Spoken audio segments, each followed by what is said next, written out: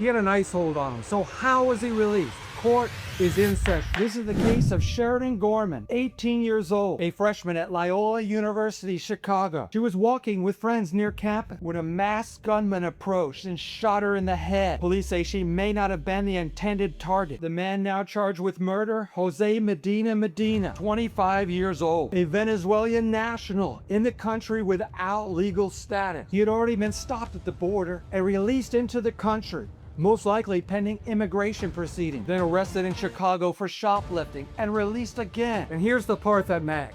The system already had him and then let him go. The prosecution's case is simple. If he's turned over to federal immigration authorities after that arrest, he's gone. If he's gone, this doesn't happen. After that arrest, federal authorities issued a detainer, a request to hold him and transfer him to immigration enforcement. That didn't happen. He was released. This wasn't a missed signal. This was a policy choice. The defense points to something broader. Sanctuary policies are built on trust. If local police act as immigration enforcement, people stop talking. Victims don't report crimes. Witnesses disappear. And when that happens, crime becomes harder to solve. So the defense argument is, you don't trade long-term safety for short-term detention. Now test both sides. First, the prosecution. Most people arrested for low-level crimes like shoplifting don't escalate to murder. So are we expanding detention based on what might happen? Now to the defense. This isn't about a witness. This isn't about a victim.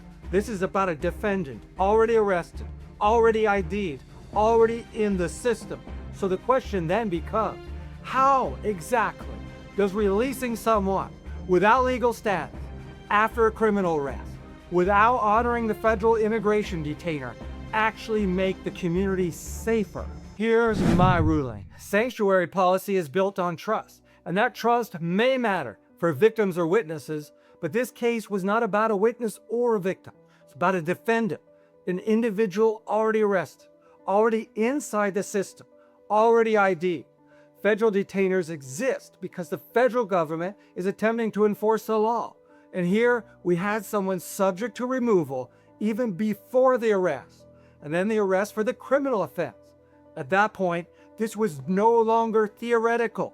This was a concrete decision about a concrete person. Here, the system didn't have to guess. It already had him twice. And choosing not to honor that detainer is choosing to accept the risk. And when that risk turns into a death, this isn't theory anymore. The system failed. This is Crimes Digest, where we put the system on trial when its decisions have real consequences. If you want more cases examined this way, subscribe, and I'll see you in the next episode.